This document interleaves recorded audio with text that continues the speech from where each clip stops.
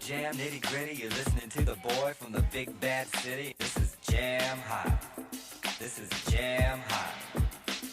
Welcome to Who's Hot with your host, Wil Chung.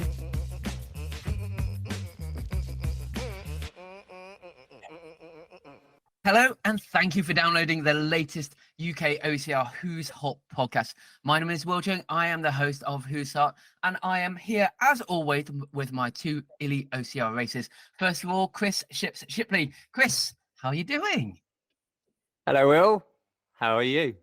Yes, I'm very well. I've just made my way back up north after a 4-hour trip from Crawley for London South. I'm sure you've made your way back over from Belgium okay? I did, yeah. We had a nice long drive back in Zach's car. Just managing to stay awake from the after party that we had the night before. How did you enjoy the after party, Chris? Well, I ditched everyone about when it really kicked off, when 588 took over. But did you come back? Did you go back to 588? I did go to your place, and you're happy about it. No, I left. I made a tactical dismissal of myself. Yeah, but apparently it was kicking off. So no. Well, I saw some things on Instagram in terms of that, like was it the cereal box game and stuff? But I'm sure a lot more went on after that. That was probably pretty early on, right? I'm telling you what, I've never seen people bend in the way that people bend. Becky, for one. Why are you so surprised? Becky's a former gymnast. 15 years gymnastics, 5 years of cheerleading right here. Fair point. But the biggest surprise, I have never seen Mr. Barry Buchanan. Oh my God. Bend the way that he bent. It was incredible. I was impressed. He reminds me of Billy Elliot. Yeah, actually. Yeah. He's definitely got the quads for it. Yeah. That was a great game. I love that. Yeah. And we've also heard already from our other co-host, Becky Neal. Becky, hello. Hi, Will. How's it going? Yes, all good, thank you. Congratulations on your World Championships. Thanks so much. Yeah, it was a good race. I'm happy with that one. Yeah, good. No, so you should be. Absolutely fantastic. How are you getting on with your notes? Should I go straight back to Chris? We can carry on. So the three of us are here to talk about two very special things, but it's actually still the same thing. The British OCR Championships. This is the final race of the UK OCR series, but as it's just mentioned, British OCR Championships. Also at the home of British OCR at Pippingford on 8th of October. So only at time of recording, 2 weeks away. If you haven't already, do get your tickets purchased. You can go to britishobstacle.org to go get your tickets. 12K, classic British OCR. And we're here to talk about runners, riders, and of course, the culmination of the UK OCR series, of which this is part of. Chris, first of all, give me your thoughts, your emotions. How excited are you? I'm pretty damn excited. I mean, this is the grand finale, isn't it? The end of the British OCR proper UK series. It's been building quite good, isn't it? Over this, how many months has it been? I don't know. What month are we in? 10th? May. It's been what, 6 months since we started over down Dorking. I remember as the three of us having that sit around in the bar. That's right. You came with all your notes as well, if you did. remember. I was a jittery mess back then when I could barely get my words out. And look at me now. I've come so far. Things have changed. You got your own podcast as well. So no, it's been a good, real, fantastic 6 months. And yeah, we're here at the culmination. That's it, and it's been such a good series so far. We've had some ups and downs. We've had some real battles across the male and female side of OCR this year, and it's just been so exciting to see. So I'm really looking forward to seeing how it's going to culminate at the end of the season. So yeah, it's going to be really good. Check that big word out as well. Becky, a round of applause there. Becky, what about your thoughts? I mean, this is so exciting. This is the race. This is I said that about Worlds. In the UK, this is the most important race of the year. I know there's age group series races happening on Saturday. But that's like within the Spartan brand. This is the national championships for all races from all over the country, all the home nations, and going head to head. Like everyone's going to be there. Everyone's going head to head. Of course, the points are going to kind of, there is some really close battles happening. So the series is going to be kind of, really changed or solidified from this. And I think it is just going to be a really great course. It's at like the kind of the home of OCR in the UK, or one of the homes of OCR in the UK. And it's kind of come around at a good time. We've just had all the highs and, the emotions of the World Championships, but we've still got like the fitness from that a little bit. I think everyone still has, they're not completely flattened by it yet. So I think there's just about enough time to kind of keep that buzz going, keep it alive, and like one last head-to-head battle, I think, to crown the national champions, British champions. I think you're exactly right. And actually, you'd come up with one thing that I wanted to talk about, but coming away from the World Championships, what is it going to be, about 3 weeks since that? So not enough time to go completely flat, enough time to come off on a high, but get yourself back into competitive mode. But a week or so back of training. And Chris, I guess the other thing is we are coming to the right time when the weather could play quite a big role. And I know I always talk about the weather, but kind of beginning of October, autumn's really going to start setting in about that time. Yeah, so I'd imagine, being the way that the British weather is at the moment, I'd pack your sun cream and your hat, really, because we've had such a bad summer anyway. It's probably going to be sunshine and rainbows. So yeah.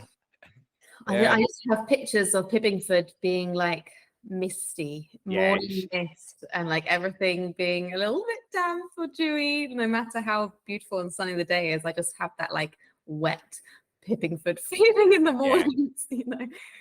Pippingford's kind of got its own little microclimate, hasn't it? Yeah. Anyway, so there was always that bottom fog always hanging around when you turn up in the morning, and I think we got an early start anyway, haven't we? Yeah. So it's definitely, without a doubt, there'll be that mist in the morning, and it's going to be a bit autumny. So yeah, it's going to be good. So let's talk about the course. Let's talk about Pippingford. Of course, we don't know that much. One was still 2 weeks away, but Becky, as you were saying, that as a technical committee, a lot of them are competing. So as not to get any sort of advantage, you guys don't really know a lot, do you? Yes, we've outsourced it. Obviously, British Obstacle Sports are sanctioning the event. It is the national championships, but it's hosted by Spartan Race UK. But we have a different race director, so Sam Winkworth, who isn't part of Spartan. Sam Winkworth from Dirty Rotten Scramble and other events, and has a long history in UKOCR. He is the race director, not with us today. Still planning everything out with the team at Spartan. So he's working with the team at Spartan and with the technical committee. So we're kind of, he's the go-between, and he's organizing it with Spartan now after the things that we set up as a committee with Spartan. So he's going to know all the details of like the course, where the obstacles are, and deciding that with Spartan Race. So they've got, we've had lots of conversations over a long period of time as boss and Spartan to make sure that there's a differentiation between Spartan Race and this championship race. So, it is 12Ks. That's like longer than the super distance. There's going to be additional obstacles, not just the ones that you see in a super at Spartan, both Spartan and guest obstacles, that means. And there's going to be, rewards as well. So hopefully Sam and the team are going to come up with the most jam-packed as possible obstacle course race. It is, like you say, classic OCR. So that cross-country kind of format, everyone starts together, first to the finish line wins. And we can talk about the penalty system too, if you like. So because I've been out in Tough Mudder today, I did speak to Matt. I spoke to Karen, who came as a guest at Spartan. I said, come on, you got to give me something for the podcast. And they were like, no, we cannot say anything. So there's definitely this, what's the word? The purdah. There's definitely this iron curtain that you guys don't know anything. And also they don't want to tell me anything just in case I tell you guys, but I would have said it on the podcast and everyone would know about it. But they are planning it. Yeah. It's in, under a lot of...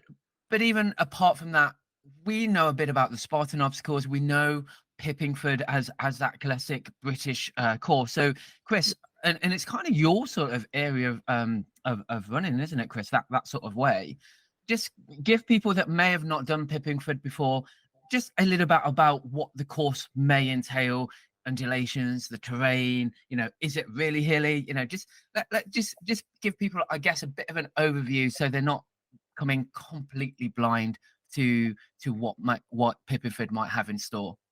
So luckily Pippingford, I mean, the army use it for training ground, so you can expect to see every sort of terrain that Britain has to offer in Pippingford. They've got wood trails, they've got single track, they've got gravel track, they've got ponds, they've got streams, they've got some sand elements. It's not massively hilly, but there is hills there, and some of them are short and steep, and some of them do go on for a while at a gradual incline, and it's very, is it heathery, a bit like the New Forest bits, and like loads of trees and things. So yeah, you can expect to find all elements that you have in the UK at Pippingford. It kind of has everything apart from the seaside. It has everything. Yeah, swimming. It's got a really good lake that we've all been in a few times. It's it's really, really good. I just look forward to that. Hopefully it's in it. There's like a trail, like downhill trail near the end when you kind of come back around the edge and then along the bottom to pick up the bit by the water. The back of the lake? Where? I don't know. I like bombing it down the back. It's great. It's so good. I mean, Pippingford's been home to some of the best OCRs over in UK over the years. I mean, it's had Toughest, it's had Spartan, it's had Judgment Day, it's had Brutal Race. I mean, you name it, it's had it there. So, including the last time there was, including the last British Championships. How could we forget? 2016. It's like a blast from the past.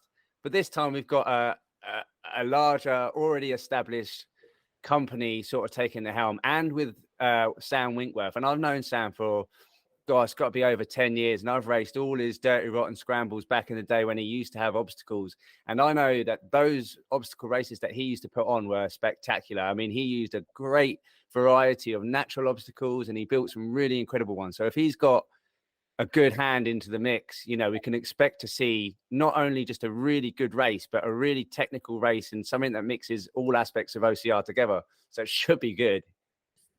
So we were talking just before the recording that we don't know the course, we don't know the obstacles, we don't know the layout. There's nothing that we know yet, and that's because one, there's this iron curtain, but the second thing is they're still just planning a few things. But as you say, we kind of know what Sam has done, and we've talked about that. We know what some of the obstacles are going to be. We've already seen that just the tip, which is a Tough Mudder obstacle, is going to be on there. So there's going to be a few Spartan ones. I'm guessing the walls, and I guess we can just talk about or guess some of those that are on there, and then maybe the surprise guest obstacles that Sam is going to start cooking up. So Becky, which Spartan obstacles do you reckon is going to be on there? Well, I hope there's some ones which are normally on the Beast course, which end up on the Super course. So the harder version of things, like Ape Hanger. I don't think it'll go as far as turning that into the other version that we've seen this year, the orange version. So something like Ape Hanger, or the one with the climbing holds on it, Stairway to Sparta, or something like that. I think Stairway to Sparta, is it the one where they put the harder bit to climb in the big A-frame, or with the Irish table as part of the cargo net? Like, just the harder versions of those obstacles, I think, can add quite an element to it. As well as, I think, what Spartan Race UK have been doing a lot this year is combining things. Like we had the carry with the hoist in the middle, or recently we've done a carry with a rope climb in the middle. We've had carries under nets before, so I think we'll see more things like that, combined obstacles almost, or using the same obstacles but in a different way, different actual rules for the obstacles potentially. So that could be quite interesting. Yes, I liked the innovations of having where was it? It was badminton, wasn't it? Southwest, where there was the bucket carry. Then you had the Herc hoist, back to the bucket carry, and if you failed spear throw, you had an extra long bucket carry as well, wasn't it? So I'm hoping, of course, it's not going to be quite the burpees or anything like that, but having, as you say, that innovation, that's something a little bit different is going to be. And I think British OCR itself lends itself to carry. I just remember you're always carrying stuff and you're kind of slogging it through a little bit of mud or something like that, right? Yeah. Do you think the spear throw should be in it? I think if Spartan are holding it and Not a Spartan race. I know, but if they're holding it, I think spear throw should be in it. I mean, I'm quite a fan of the spear throw anyway. It's having an obstacle where you got to throw something with your actual arm is pretty cool because, I mean, I think we're the only species on the planet who can actually throw something that way. So it's pretty cool. I think, I mean, I don't know. I'm not sure whether a spear throw should be in there, but as they are kind of hosting the race, they should be showcasing some of their Spartan-esque obstacles. So, of course, there might be things like the cogger nets and the walls, but all OCR has those. So if they bring something that is quite Spartan-esque and almost unique to Spartan, I think they should be allowed to do that as hosts. Yeah, I think it's allowed. Sometimes I think it does take over the race, especially as like it feels like this year 90% of the women's field have failed it. So it's almost not an obstacle, it's just a carry. And then it's not as balanced. And also we're seeing it not so much in other races, you know, like it's not in the Spartan 3K. The laser is, and the lasers in Worlds, the lasers in Euros. Like if the laser could be in it instead of the spear, I think that would actually be better and more beneficial for the races going forwards. Plus, because like when we did the spear throw, even in the 5K at badminton, a lot of us missed it just because you can't throw it hard enough because we've just done a carry with a hoist in the middle of it, like 5 meters before. So it's not even really challenging the precision part of like that's kind of the intention of it, but it's actually usually for the women's race, the power is the problem, unless it's like at the start of the race, but often it's at the end because that's more exciting. But I wouldn't want that to overshadow the whole of the race, and I think it can have the potential for that. So I wouldn't be sad if it wasn't in it, and I feel like the majority of people might agree, but I don't know. Yeah, fair comment. And the laser is so much more fairer across the board, I suppose, in so many ways. And the laser is cool in a way. It tests this precision skill and it tests your ability to control your body and change in and out of things. It's a different obstacle, really, but I don't think that it should replace it necessarily, like in this scenario. I don't think we'll lose out if we don't have the spear in, but I think we might lose out if we have it in. Yeah. It might ruin the race more than it gives to the race. So we can do the spear throw in another Spartan race the day before, later in the afternoon. In that race, I don't know if it's necessary. Fair comment. Fair comment. Chris, back to you. Let's just go back to Sam. So my guess, for what it's worth, as a non-OCR elite, is that Sam's guest obstacles are really going to be something quite riggy. What are your thoughts? Do you think we're going to have a couple of rigs? Do you think they're going to be a little bit like nuts? Are they going to be a little bit like nuclear? Do you think it's going to be a bit more European style? Do you not think that Sam's going to bring rigs? You know, what are your thoughts? What are your guesses? You know, it's really difficult to sort of know what Sam will be doing because I suppose it all really depends on what he's allowed to do. If he's allowed to do a lot of things, I think he won't be rig heavy. He'd create a course that's balanced, and Sam knows European racing and UK racing, and he knows that to have a really good race doesn't necessarily have to be rig heavy or carry heavy, but it has to have a balance of everything, and that's what a true obstacle race is, and he knows that. So whether or not he's allowed to bring in elements or just change things, I don't know, but you know, if he's allowed to do what he wants, it'll be a real good balance between everything. Because that's what his dirty, rotten scramble races used to be. They used to have mental sort of obstacles. Used to have a few, not so much rig-based obstacles, because I don't think he had the space to do them at that particular race. But he did have a balance of everything. Loads of walls, loads of things to get over, a few running sections. It was really good racing. I think there will be quite a lot of freedom. So I'm excited to see any kind of ingenuity. Like I remember doing that national championships in 2016, and then there being like a 10-meter slack line. Yeah, that was great, wasn't it? Loved it. Yeah.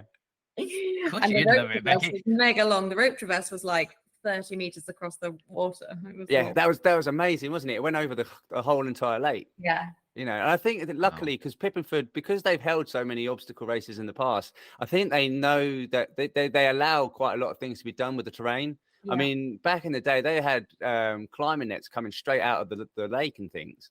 You know, you had water gushing down you and being able to climb out of lakes. You know, they were really, I suppose, because the army trained there, they just let people do whatever they want. Yeah. Exciting. Becky, what are your thoughts? What would you hope that Sam brings, even if it's not quite what we expect? Yeah, I mean, it would be nice to have like a flavor of some of the European racing that's like more up to date. You know, I don't think that would stop it from being a classic British OCR race. I think it would keep it current. So just a flavor of those kinds of rigs would be enough, just like a little bit of that. And yeah, I just would like there to be more obstacles than a Spartan race, and I'm convinced that will happen. So, you know, it isn't a Spartan race; it's a Spartan race, but better. That's right. I mean, better.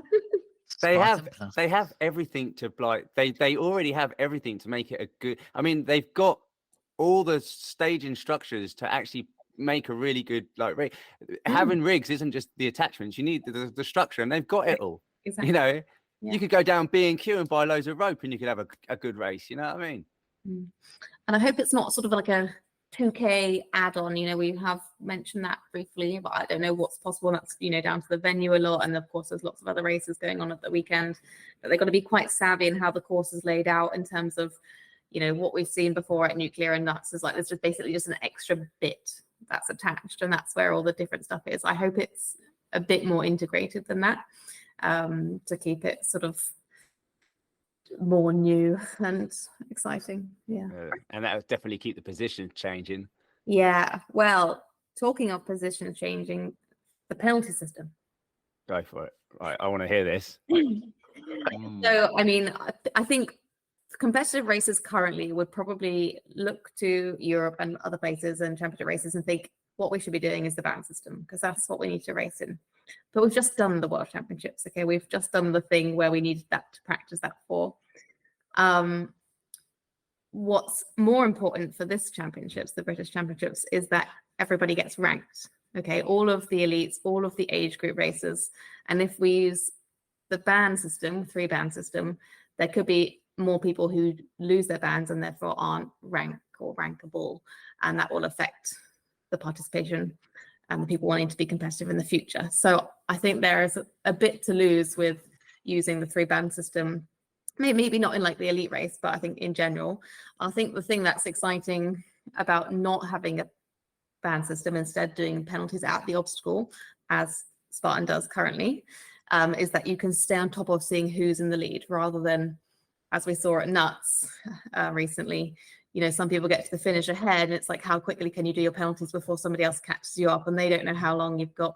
You're not racing head to head as much, you know. It's more exciting when you see the position swapping, you actually know who's in the lead, not they're just in the lead, but they've actually got 2 penalties to do, which could take 8 minutes or whatever.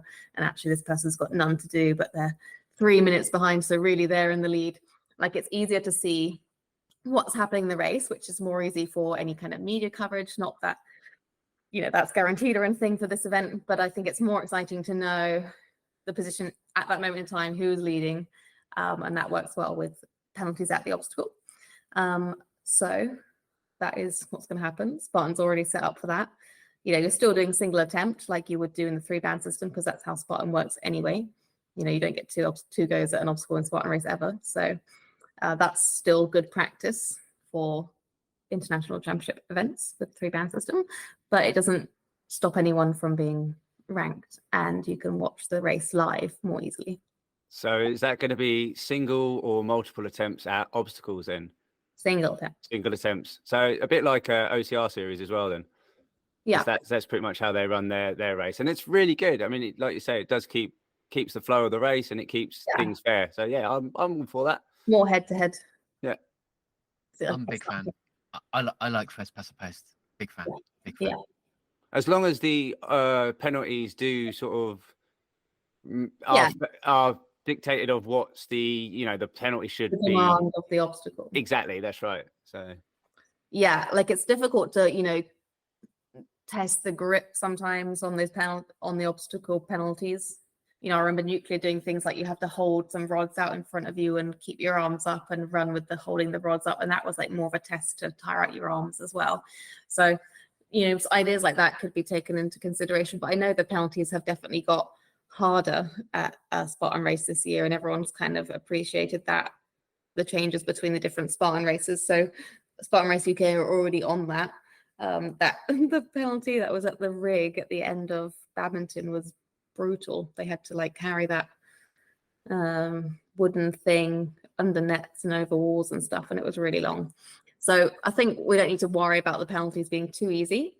I know there's been races before, especially in the women's race I can think of, where people have managed to catch back up to the field having done the penalty. So I don't know whether that would be the case. I think, you know, there are still some excellent runners who might be capable of that. But I'm pretty sure penalties are going to be hard. I think there is that point, isn't there, that if they're going to catch up, and this is bracket cracking thing, where if they got to burn a match to get up and chase back up, then that's what they've got to do, you know, and you've got to be quite tactical of using you know, one of your 3 matches to be able to do that, to get there. Chris, any more thoughts about the penalties and, you know, ease or hardness of what might happen? I mean, we luckily this has been seen in the OCR series, and they do it so well, but it's really good. I mean, if you fail an obstacle and you do end up doing a penalty, like you say, you do have to burn a match to try and catch back up. And if the race is technical or have some sort of technical obstacles, or even just quite a lot of obstacles, you only have a certain amount of matches to burn, like you say. And as soon as you mess up on an obstacle, that's one down and another one down. It should be really good. And hopefully, fingers crossed, we do see some serious battles, because we've got so many different attribute points with every one of the OCR races in the UK. There's a few guys who are like really on top and have that huge attribute points, but some of us, like myself, we only have a few good attribute points, and you know, it's good to keep in the mix. And it's the only way we stay in the mix is by letting everyone else sort of burn a few matches before we do. Yeah. So are you wanting to get this vernacular in to OCR then? This attribute points, Chris? Yeah. Just like burning matches. Yeah, that's it. You know, Nick Day from Nuclear Phoenix explored a few years ago, trying to set up a website for like fantasy OCR teams. Right. You would have attribute points for each player there, and then you could like be a fan and have a team and create a team and beat the team at like on whatever that football thing is.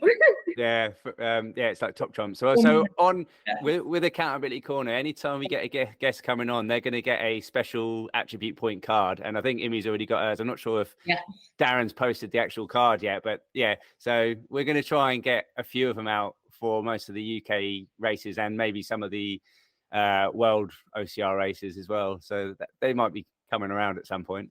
Isn't Imi just like on max points by now? She's got more points than us, I think. But it's totally worth it. She's a super athlete. Problem is, you guys are just started. It's so towards the top that you've got basically nowhere to go. Yeah, that's it. Yeah. Everyone else is lower. There is a spreadsheet apparently. They are Darren and Mo are putting a lot of thought into that. So okay. Yeah. See where Becky appears then. So I just talk about attribute points, and before we go on to obviously the contenders, I think Pippingford or this race, it's a classic British OCR race. Of course it is, because it's the British Championships. It's also the culmination of the UK OCR series. And seventh race the seventh and final race of the series.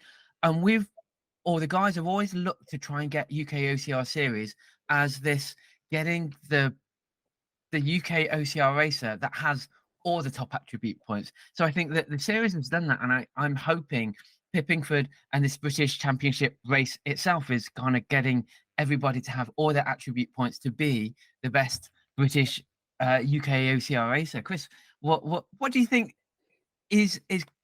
I mean, I don't think you necessarily have to be a great all-round racer possibly for Pippingford, but if you kind of wanted to have your best OCR racer, what do you think the attribute points should be for Pippingford?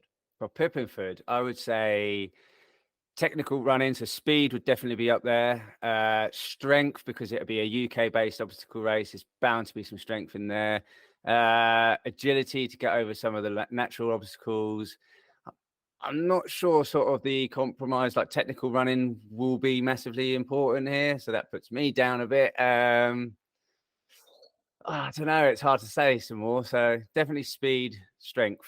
I think if you've got them two sort of attribute points, you're going to be doing well at Pippingford. That I think the running is quite different. You know, I've rolled an ankle there. I think everybody has. But it is hard to reach your top speed at that. It's either going up or down, and it's like that grassy or ferny terrain where you can just. I don't want to think about it. I love this sort of terrain. Not many people love that. You're crazy. So it is hard. I think so. Yeah, technical runners will do well. I think that time of the morning, that time of year, that scaffolding, the obstacles could be pretty slippery. And with only one attempt and all this pressure, I don't know. It's an important race, then it might be enough for people to make a little mistake. So I think executing the obstacles at speed is going to be important. Yeah, definitely. And strength, like the hill strength, like carries on hills. Yeah, because although they're not like super duper high, they are steep. Relentless. Yeah, and you can fit so many, like you can go up one, go down, and then come back another one. So you can really get some good elevation in Pippingford. There was like an 800-meter sandbag carry in that national championships in 2016. I remember Lily Hunt overtook me on it. Yeah, went on forever. I was like, this is impossible.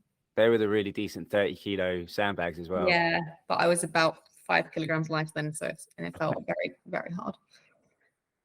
We love a heavy carry. Right. Let's go over to the runners and riders. Where should we go? I've got this up. Let's talk about females first. I'll just go through the top 10 of the female for the UK OCR series. First place, Federica Di Caria, 1,865 points. Second place, Josie Lloyd, 1,780 points. Becky Neal, you're in third place, 1,720 points. Karen Macquarie nipping at your ankles, quite literally 1,715 points, only 5 points there. Lou Ferriman, 1,593 points. Tamar Barkley, 1,536 points.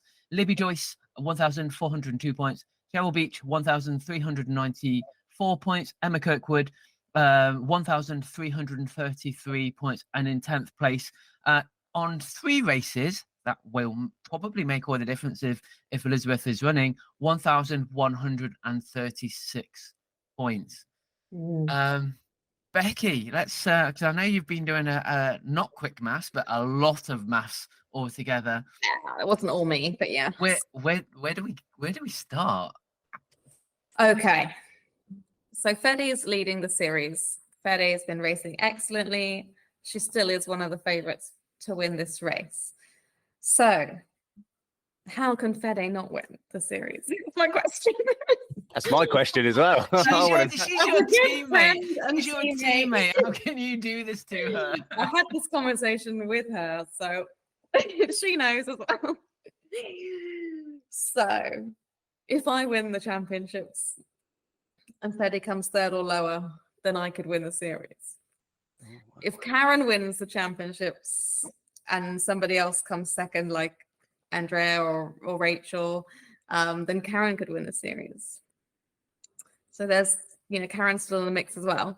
And Josie, so the only way, for me to climb up one place on the top 3 in the rankings, I'd have to get another 60 points ahead of me, and then Fede's 85 points ahead of her. So I think I'd have to come 4th, and she'd have to come Like I have to be higher than fourth and she'd be lower than fourth. I think that would be enough points for us to swap over.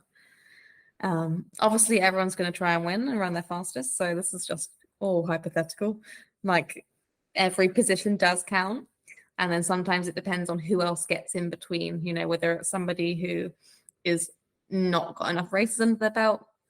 I don't know how many Rachel's done in the series, but like she could play well, but actually only take away points from people who are battling to win the overall thing. So if like Rachel gets in between people, then that makes a difference, especially sort of within the top 10 where the points gaps are different. We've got Rachel. She's ran just the one race. Kirsty Stillwell was a bit further down, running 2 races. Laura Hayward, 2 races. And Andrea, if she's running, she's done 2 races. So there's and Kate Stillwell, of course. So there's lots of racers not in the top 10 because they haven't done enough races. But there's a lot of them that could, you know, take positions, as you say, and take points away from people. Who is going to win out of Andrea? Got to be one of the favourites. Fede, got to be one of the favourites. What about Kate Stillwell? She finds the time to just prioritise this race. What about Ellen Wells? Ellen Wells is running so fast and is so good at obstacles. It doesn't live too far from there. Like Ellen could win. Josie has done loads of Scotland races. Dynamite on this terrain. This will suit her. If there's swimming in, you know, Karen has another leg up on that. If the obstacles are wet, maybe that's my kind of expertise. Rachel beat everyone at the first bottom race this year, and like she's only done more since then. She's had now exposure at Worlds as well. So I mean, and then you've got like Lou and Laura Hayward, who's always in the mix despite her injuries. But Lou's beaten me recently at Nuts. Libby's done more spot and races this year and loves a longer race with lots of obstacles. She'll be nimble across the terrain as well. Tamar recently, she's beaten me as well, and is just really strong at racing obstacles. You know, she's like had such a good performance at Worlds. You know, she did those traverse bars no problem. And so I don't know who's going to win. And really, it will just come down to what happens on the day and like the decisions people make and the mistakes that people make and the risks that you're willing to take on some of those like downhill runs and how hard you're willing to dig into those hills with the carries, or maybe the cold will play a little bit of a role. I don't know. Yeah, I don't know. What are your thoughts? Who have I missed?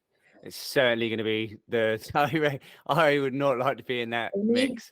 Yeah, Emmy said she's coming down to it. I mean, to pick a winner would be almost impossible. Every one of the ladies this year has completely outdone themselves in terms of technical ability, becoming faster, stronger. And to be fair, you're all in such a mix of real strong athletes. What if Nikki Johnson turns up? Oh my God. The thing is, this is the perfect race. I mean, it showcases the best athletes we've got in the UK at one race. Yeah, and the women's field is so good. This is the point. We run head to head and find out. Yeah, and also I think the other thing that we kind of forget is that we're running into everyone's top form. Of course, World Championships people had their top form, but it's been such a really great progressive season for everyone. Everyone's getting fitter, stronger, faster. I mean, I know we've talked about Karen quite a lot, but I wouldn't say she was a surprise, but she's definitely over the season, I think, exceeded my expectations for that. And I think she's on the way up. But she's saying that there's so many other female racers that haven't been part of the season that if they're just going to turn up, then it just blows the whole kind of the point system apart, and that's where things can be positions can be won or lost. And there's going to be battles at every level as well. Like there's another bracket, with Cheryl Beach from Primal and Emma Kirkwood, who did well at Nuts this weekend, and Ellie Brimacombe and Shaz Pace and Shay Tompkins and Inkani, who just came second at the World Championships. And Megan, of course. And Shyla's Shyla, doing so well I as was about well. to say, Yeah, she's And done Pip. really well. yeah, and Pip as well. I know, like, it was really heartbreaking to have Pip not start at the Nuts Challenge in the end because of the delay, because I think that means that now she can't have her 4 races. So we won't see her overall in the series as well. But I think still individually in this race, she'll do really well. Yeah, I mean, regardless of who actually wins on the day, it really showcases who has put in the well, all the women have really trained consistently and really put OCR ahead of a lot of things. It's it's going to be a battle of But that'll be even more rewarding, won't it? Yeah.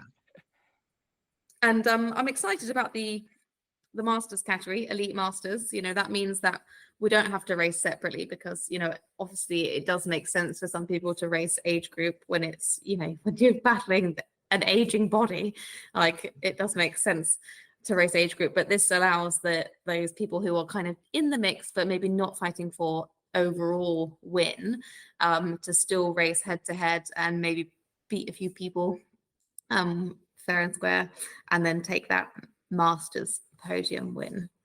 I don't know. I know sorry, Chris. I know that the Masters podium, elite podium, is different from the UKOCR series. But let me just go through the top 5 for the female Masters series, and then we'll move on. So Lou Ferriman in first place, 1,593 points.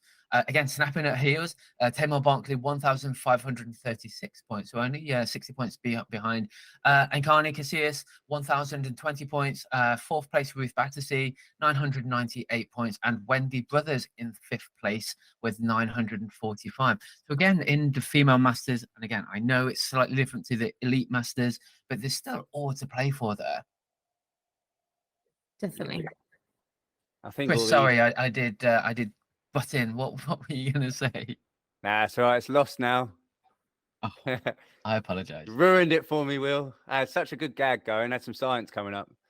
So it is important, you know, if you've qualified for elite or you can get a wild card entry, you can apply to the selection committee to get a wild card entry to the elite race. You know, perhaps you perform really well at other events, championship events, just haven't done enough races or something. Then you want to be on that elite start line, because everybody who races elite will rank higher, will get more points for the UKOCR series than anybody who races age group. Even if you have a slower time and you come last in elite, you'll get more points than the first person in age group, even if they have a faster time than you. So the times aren't merged like they were at the Spartan race earlier in the year. That's to encourage everyone to race head to head. And so is the Masters elite category. So examples of wildcard, Becky? Or people. Yeah. Oh no, of the type of races that is it a race that they may have won, for example, for them to have that wild card? Or maybe someone who's you could have just raced internationally and represented the UK. You might have been injured earlier in the year and not been able to get to part of these kind of races. Maybe you've done different distances, or you're new to OCR. You know, I did the UK OCR British Championships in 2016. Before I really had done many races, I just decided to run elite, even though I had no idea what I was doing. Couldn't do a footlog on a rope, and I raced the elite category, and I came third, and I don't regret that. So, you know, there might be brand new racers who have a history of running really well and have done a race and want to kind of race the best, and that's okay. Yeah, get in the mix. Everyone should get in the mix. This shouldn't be everyone should just race each other. Exactly, yeah. You know, this is the British Championships. You know, to put yourself against the best people in Britain. You know, it doesn't matter where you come. You're racing against the best we got, and we want to see where you come. Yeah. Well, I do anyway. And everyone's had a lot of practice. You know, the people who probably listen to this podcast have done a lot of races now. You are elite. Yeah, no age group or elite on this field. It's all elite. Yeah. Yeah, if you're listening, you got to be elite, right? We could use a different word if you like, but that's what it's called for this. I was trying to think of something really cool. I think we need someone for marketing. Legends. We're all legends. All legends.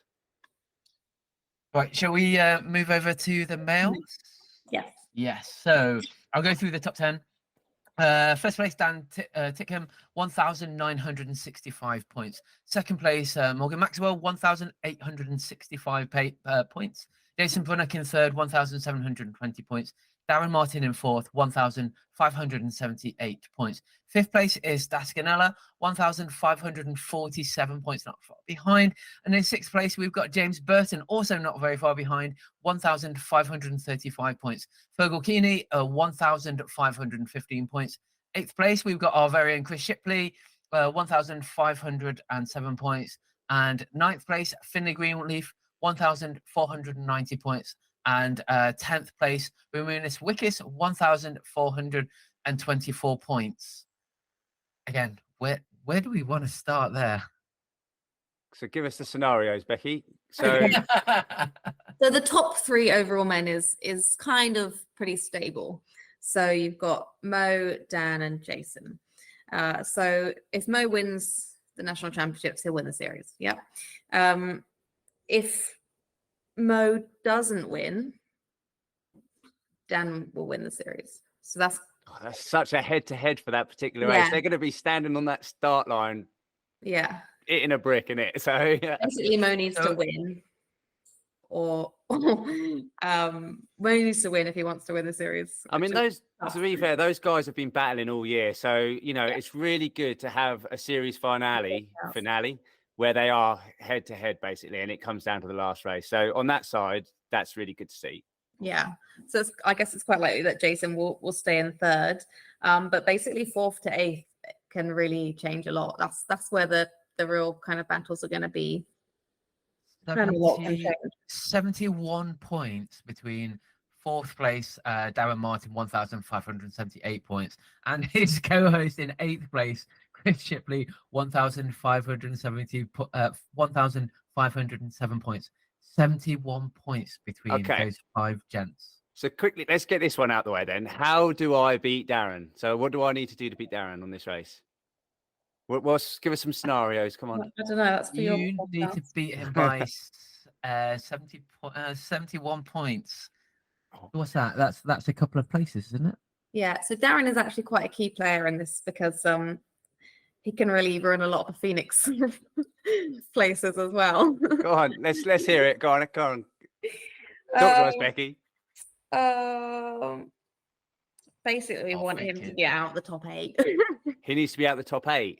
We want to kick him out the top 8. Oh, it's such a difficult one. He's on fire at the moment.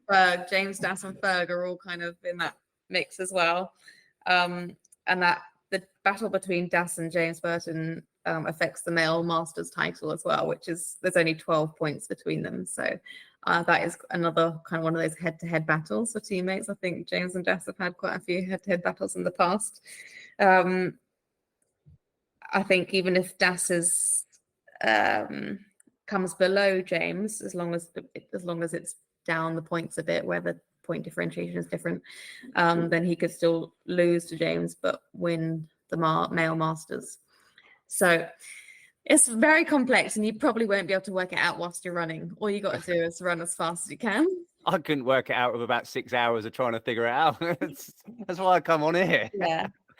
Gavin's out of the mix, sadly, because of his DNF at Nuts. I think it means he won't have enough races, but it's still important to be there. It is a bit of a dodgy race for your ankles if you got. Yeah. But you can never rule Gavin out, though. I mean, even with a bad ankle, he's such a contender, and he races over sort of this terrain, even with a bad ankle. I mean, he's had one bad ankle for the last God knows how many years. So what's another bad ankle? You can't rule him out. Yeah. So yeah, I think the biggest question is, will Mo win? It's going to be so tight. But if he doesn't win, then Dan takes it, basically. It's a lot of pressure. Just talking about attribute points and what Becky's just said for Nuclear Phoenix team, is Darren the racer for Pippin Frid? Do you think he's actually got no issues because he is that OCR racer that Pippin Frid is actually that's his race? The thing is with Darren, we don't know whether he's a Spartan racer now or an OCR racer. I claimed to be a Spartan race on that podcast, and now he's done really well at Worlds. That's it. So, I mean, we don't know what kind of Darren's going to show up on the day. Hopefully, not a very good one, but you know, you can't rule him out. And he's been listening to all my self-help books and things, so he's learning, isn't he? But I rising to the occasion, and this is an occasion. So, I mean, at the end of the day, he. Go on, Will. I was just going to say, so whether it's a Spartan racer, this is 50-60% Spartan race anyway, or a British OCR racer. Good combo. This is classic OCR racing for Britain. So it's got to sound like it's going to be his course, whichever way it kind of falls. I think Darren does have a good combo for this race. But like Ferg's done so many Spartan races this year. He's won one of the hardest races to win this year in Spartan races in the UK. He's racing this weekend internationally at Spartan Race Italy, and he's done multiple ones of those races. So he actually has a lot of Spartan race experience, Ferg. And OCRs. And OCRs, and he trains regularly on different obstacles. So he absolutely blew me away with his skill over the 3K course at Worlds. You know, Ferg's he's really trained, and you can see it with his training itself. He's been on obstacles. He trains specifically for races that are coming up. He takes it seriously. He knows what he's doing, and he's got the Irish jig legs. So yeah, he's very nimble on those toes. He's very nimble. He's got beautiful legs. Beautiful legs. Pete prances like a deer through the undergrowth. Yeah. Yeah, and he's got lovely hair too. Yeah. So I think he's one to look out for. I mean, Das is running well. Obviously, a lot of string up and good suit. You're only saying that because Das is in the background. I'll say it though. Das has been running really well. You know, at Worlds, his time was exceptional. I know it was a course that really suited him, but the obstacles were technical. And Das, he sleeps in a Lazarus pit because that man's not aging. He's going backwards. Yeah. I don't know what he rubs on his body, but it's doing him some favors. Spinach. Is that what it is? I'll have to get some of that. I think it's some of the coffee he's drinking. Probably baths in it, doesn't he? Gold blend. we will talk more about Das in the recap, the season recap, but I think he's been doing absolutely fantastic this season. He's just like we've been talking with some of the females, he's really stepped it up, and to do so well through a lot of these races has been fantastic. And again, I'm not just saying that because he's listening, but he'd always listen, maybe just record that little bit and just keep that as a part of his playlist. But Chris, how are you feeling about this race and yourself, Chris? All right. I mean, I'm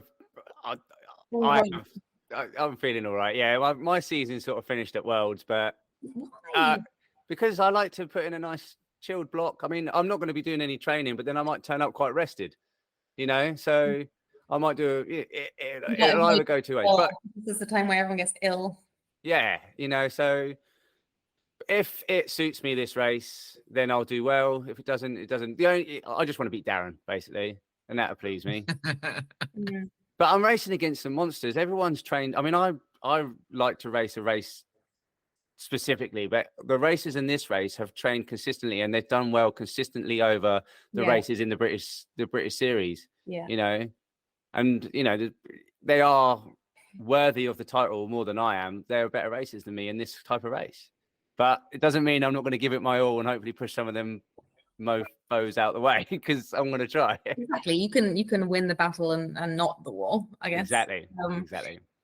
And I think there will be other things to consider, like for some people, for the age group series for Spartan, those people will still be racing elite, probably, hopefully. But they will have done the race the day before, and you have to race that event to be part of the age group series. So people have been kind of prioritizing that, even though that maybe the national championships is more important than an age group series. I don't know. It depends on your own kind of goals. But that they may be tired, but also then they've practiced the course, they've practiced the obstacles. Like we've seen, it's that question again about doing the 3K before the 14K at Worlds, except this is a bit longer. So could be tiring. But then the other end of the field, potentially, who aren't doing the age group series, who are running the elite race, we're going to Madrid.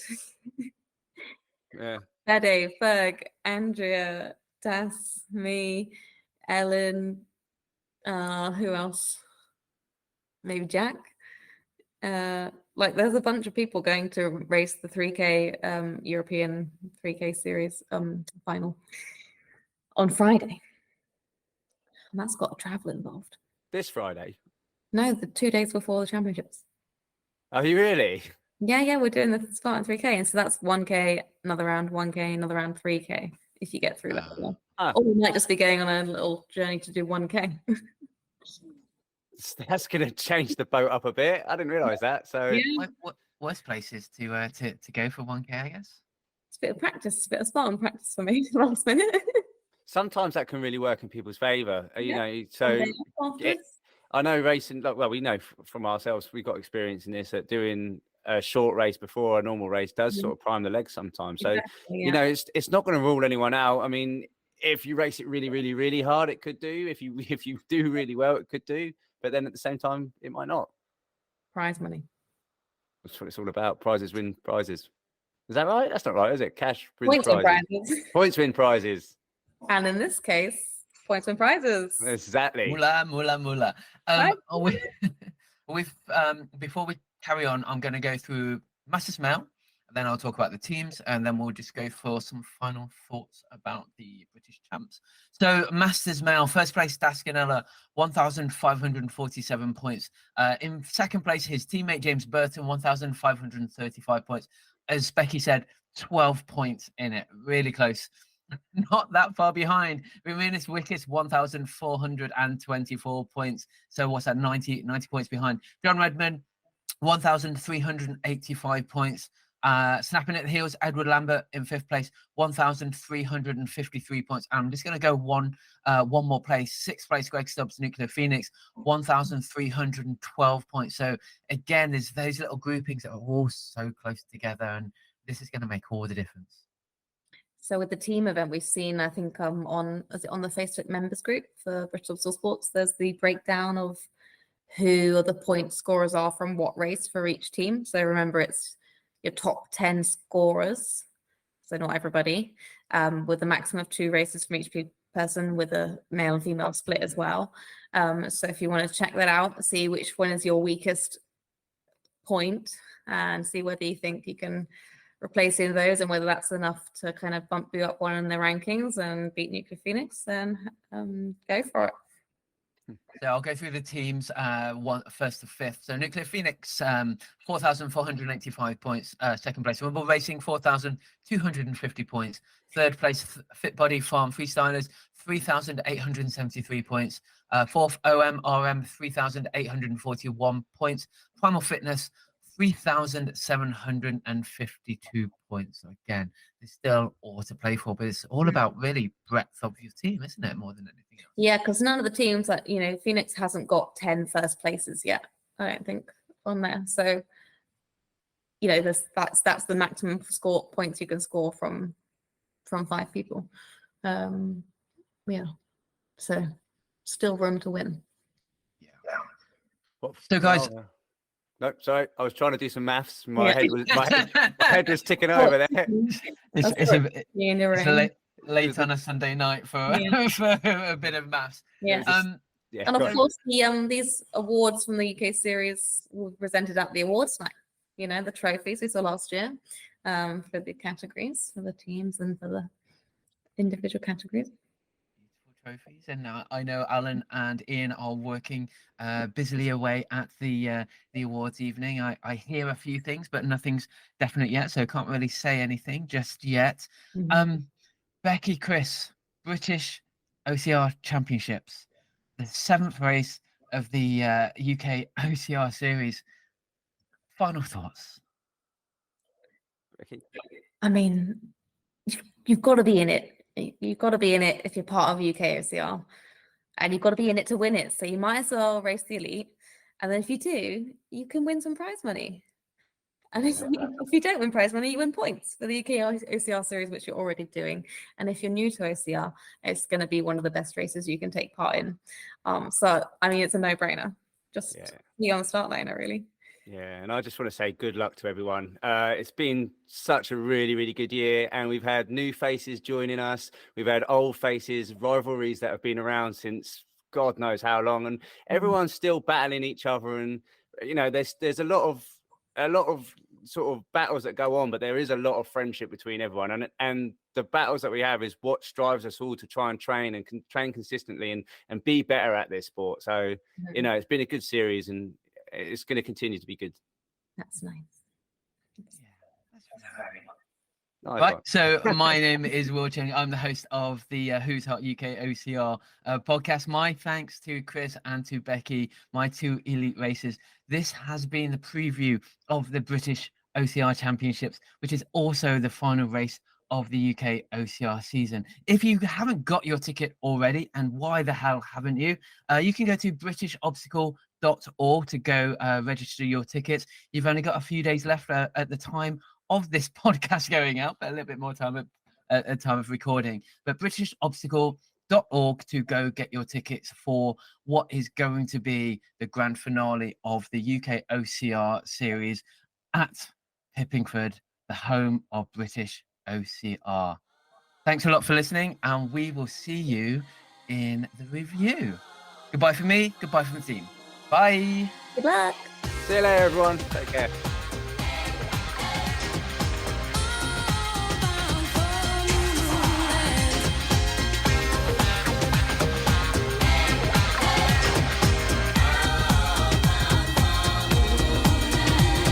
They're justified and they're ancient, and they like to roam the land. Just roll it from the top. They're justified and they're ancient. I hope you understand. To the bridge. They call me up in Tennessee.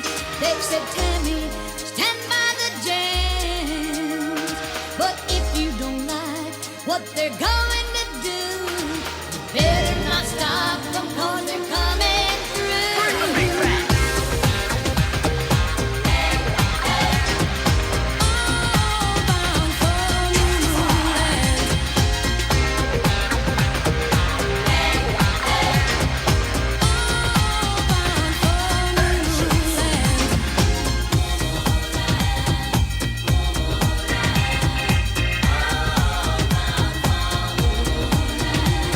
They're justified and they're ancient, and they drive an ice cream van. Just roll it from the top. They're justified